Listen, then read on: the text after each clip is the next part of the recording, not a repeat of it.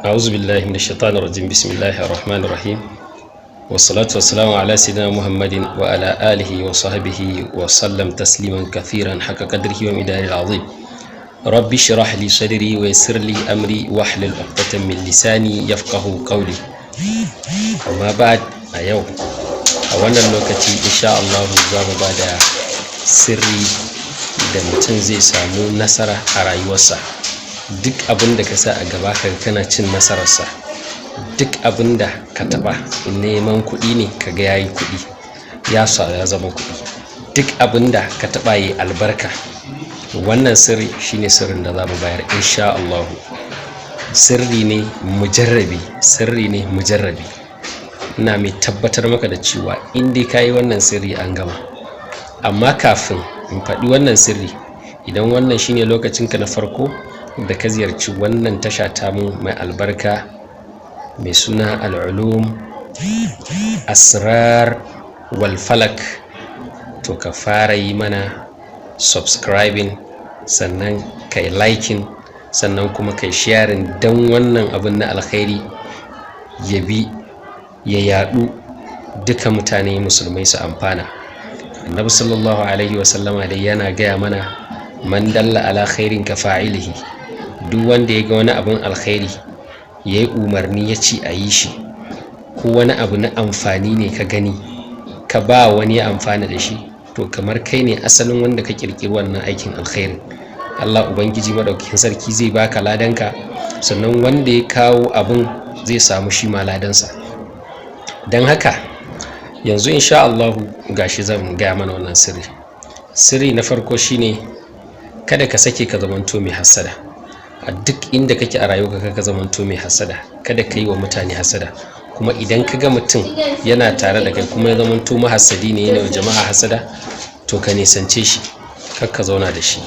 Sannan abu na biyu, kada ka zamanto mai neman mutum wanda baya neman mutane sai dan maslahar kansa, wanda baya so ko alkhairi, mai son kai dai.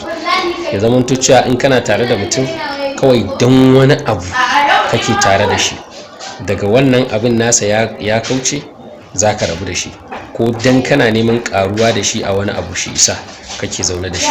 To kada kai haka, ka zamanto cewa kana zaune da kowa saboda Allah, ya zamanto cewa kana zaune da kowa saboda soyayya, ya zamanto cewa ba dan wani abu kake son mutum ba, kuma ba dan wani abu kake gudarsa ba. Sirri na biyu na samun nasara kenan. Sirri na uku shine kada ka zama munafiki. Abinda nake nufi da cewa kada ka zama munafiki shine kada ka zamanto cewa ba imani da Allah da annabin da kake da shi ka dan farashi akan wani abu. Ya zamanto cewa sai Allah yana kyautata maka sannan zaka dinga yi masa biyayya. Ya zamanto cewa sai Allah ubangiji madaukakin sarki yana baka abin da kake so sannan zaka dinga bauta masa.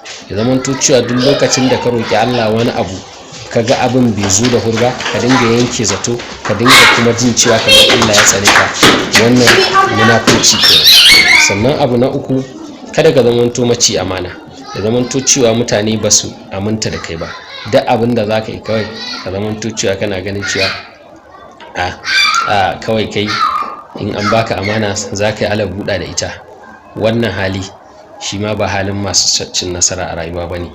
Sannan kada ka zamanto mutum mai yawan suka. Duk abin da mutane suka yi ka ce ba daidai ba ne ba, ka ce sai ka gyara a guri kaza, sai ka yi kaza, shi ma wannan ka guje shi. Sannan kada ka zamanto mutum mai yawan kishi na bala'i. Ya zamanto kana da mugun kishi na bala'i. Duk abin da ya zamanto cewa ba wajen ka yayo ba, ka dinga ganin cewa ina, ko a zamantakewar aure ko a soyayya ka zamanto cewa kishin ka yayi zafi da yawa, ba a so. Sannan abu na ƙarshe, kada ka zamanto mutum mai haɗin faɗa. Ya zamanto cewa kana haɗa mutane faɗa, kai magana da wancan ka ce wane ya ce wa wane kaza ko wane ya zage shi, ko kuma ka nakalto zancen wane an zauna an yi da shi a wani waje, kai kuma kawai ka nakalto zancen ka zo ka ce ai mun ce an ce kaza wane ya ce kaza wane ya ce kaza. Kar ka zamanto haka.